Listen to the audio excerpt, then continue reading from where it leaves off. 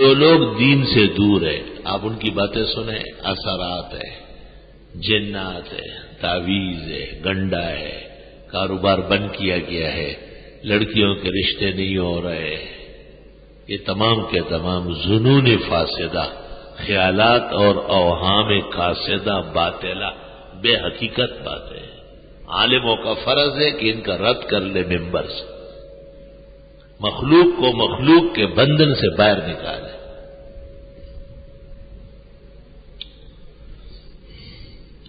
اس کا یہ مطلب نہیں کہ جن ضرر نہیں دیتے، یقیناً ضرر رسا مخلوق ہے۔ یہ مطلب بھی نہیں ہے کہ تعویذ اور گنڈے نہیں ہوتے، جیسے گولیاں چلتی ہے اس طرح تعویذ بھی چلتے ہیں، مگر اس میں حقیقت 1 یا 2% ہے، 97 اور 98% بطلان ہے، فسق و فجور ہے، ایمان کی کمی۔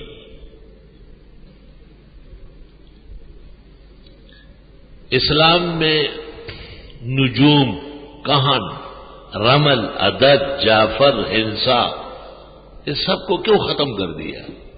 یہ اپنی جگہ علوم تھے، اس کے قواعد ضوابط موجود ہے اور اس کے فوائد و نقصانات بھی ہوئے ہیں، لیکن اس سے عقیدے کو نقصان پہنچتا تھا تو اسلام نے اس کا کوئی احترام نہیں کیا، اتار دیا لائن سے اور فرمایا یہ بیکار بات ہے۔ ان الظن لا یغنی من الحق شیئا، گمان والے چیزیں اور گمان والے کام اسلام میں نہیں چل سکتے۔ ایک قاعدہ درمیان میں یاد رکھیں، سحر و عصیب اور سفل کی کتابوں میں لکھا ہے کہ جو خوفزدہ ہوتا ہے اس کو جلدی ہو جائے گا، اور جو دلیر ہوتا ہے بہت مشکل سے وہ پکڑ میں آئے گا۔ کیوں؟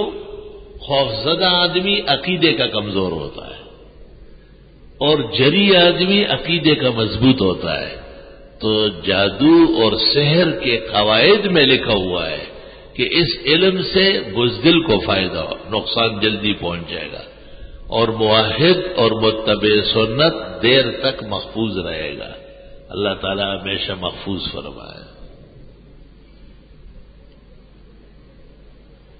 لا الہ الا اللہ۔ کبھی بھی کمزور نظریے کی حمایت نہ کرو۔ آپ کو لوگ کہیں گے یہ جی اثرات ہے، آپ نہیں پوچھتے کیسے پتہ چل گیا؟ بس کھانا کھا کے طبیعت مزمحل ہو جاتی ہے، بچوں میں اور گھر میں اختلافات ہے، کاروبار میں برکت نہیں ہے، تو آپ کا فرض نہیں بنتا کہ آپ ان سے پوچھیں کہ آپ نے برکت والا کوئی کام کیا ہے؟ کتنے سال سے کاروبار ہے؟ وہ کہے گا 10 سال سے، 20 سال سے۔ کہ 20 سال میں آج تک کتنی گائے کٹوائی اللہ کے نام پر فقراء مساکین کے لیے؟ جب وہ کہے کہ ایک بھی نہیں، تو آپ کہے کہ یہ تو آپ نے خود شیاطین کو دعوت دی ہے، نحوست پیدا ہو رہی ہے۔ جب آدمی مال کمائے اور خرچ نہ کرے، نحوست ہے، بدبختی ہے۔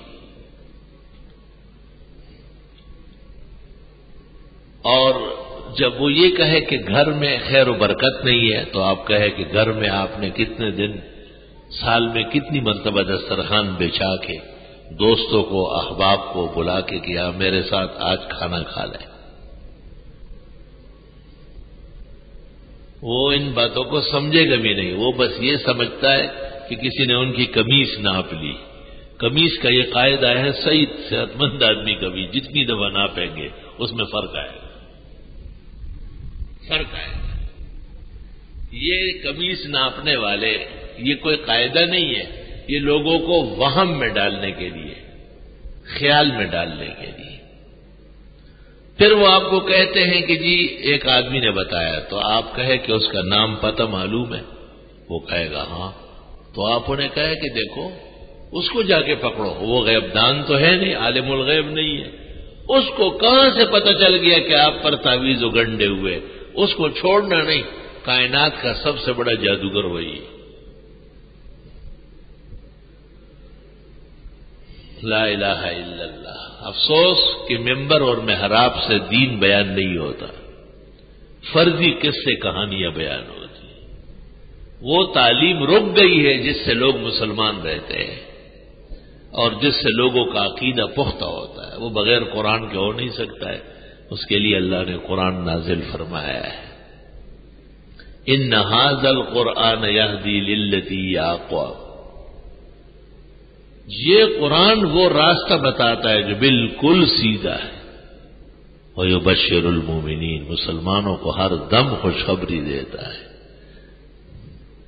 الذین یعملون الصالحات. مسلمان نام کا نہیں، کام کا، جس کا کردار شریعت کے مطابق. ان لہم اجرا کبیرا. اللہ ان کو بہت بڑا اجر عطا فرمائے.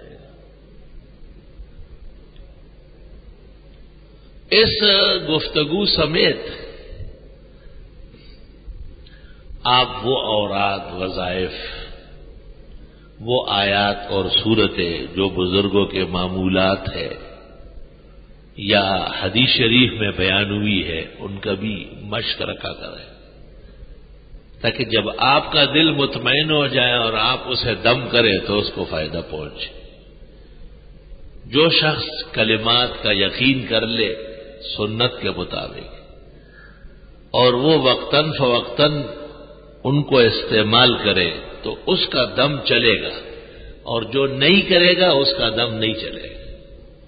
یہ بھی مبادی میں یاد رکھو. لکڑ پکڑ نہ بنا کرو، لکڑ پکڑ، بلکہ احادیث و آثار کی جو برکات ہے اس کا خیال رکھ کے آپ. حدیث شریف میں ہے کہ جس گھر میں سورت بقرہ پڑھی جائے وہاں سے شیاطین بھاگ جاتے ہیں. تو معلوم ہوتا ہے کہ گھروں میں شیاطین بسیرا کرتے ہیں،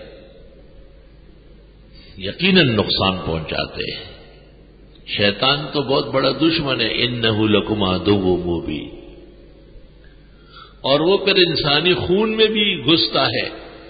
ان الشیطان یجری من ابن آدم مجرى الدم.